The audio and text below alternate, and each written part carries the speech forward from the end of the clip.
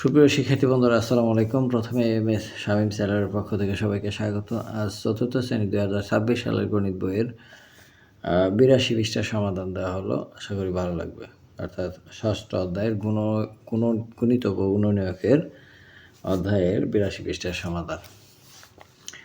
তো এখানে 1 নম্বরে একটা প্রশ্ন আছে যে একটি দোকানের তাকে কতগুলো চকোলেটের বাক্স আছে। বাক্সগুলোর প্রতিটির উচ্চতা 4 সেন্টিমিটার। বাক্সগুলোকে একটির উপর আরেকটি পরপর সাজালে উচ্চতার পরিমাপ অনুযায়ী যে সংখ্যাগুলো পাওয়া যাবে তা বের করি।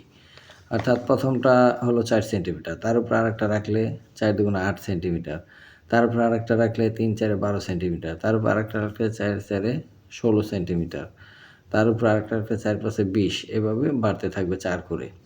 অর্থাৎ সংখ্যাগুলো 4-এর গুণিতক হবে। এটি সহজ। চিত্রের বাক্সগুলোকে সাজালে 4 গুণ 1 4 1 4 4 2 8 3 4 12 4 4 16 4 5 20 4 6 24 পাওয়া যাবে এইভাবে। অর্থাৎ যতগুলো রাখবো ততগুলোই উচ্চতা 4 করে বাড়তে থাকবে। তো সংখ্যাগুলো হচ্ছে 4-এর গুণিতক। কোনো সংখ্যার গুণিতক কিভাবে নির্ণয় করব? তাহলে এখানে বলা আছে যে কোনো সংখ্যাকে পূর্ণ সংখ্যা দ্বারা গুণ করলে গুণফলই হবে ওই সংখ্যার গুণিতক। অর্থাৎ কোনো সংখ্যার গুণিতক অনির্দিষ্ট বা অসীম। গুণিতক আমরা অসীম। যদি একটা সংখ্যাকে ধরো 4কে যদি আমরা 5 দ্বারা গুণ দেই 20, এই 20 হচ্ছে এই 4-এর গুণিতক। এখন আমরা 4কে যদি 500 দ্বারা গুণ দেই তাহলে কত? 4 5 20 আর 2টা শূন্য 2000। এই 2000 কিন্তু 4-এর একটা গুণিতক।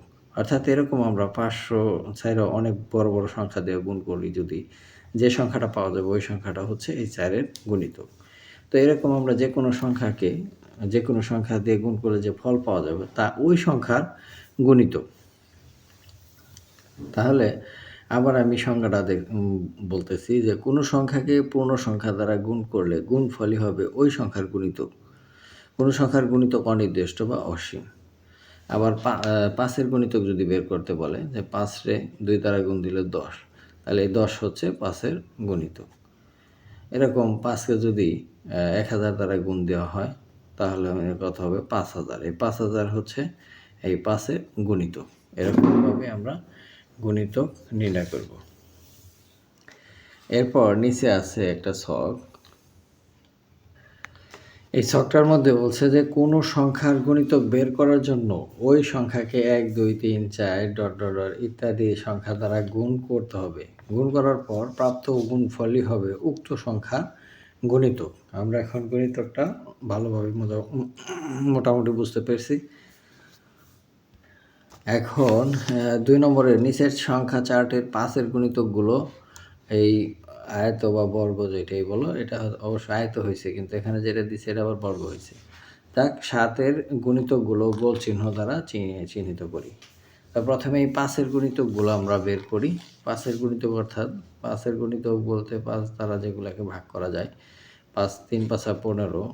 এই 5-এর গুণিতককে এইভাবে প্রকাশ করব।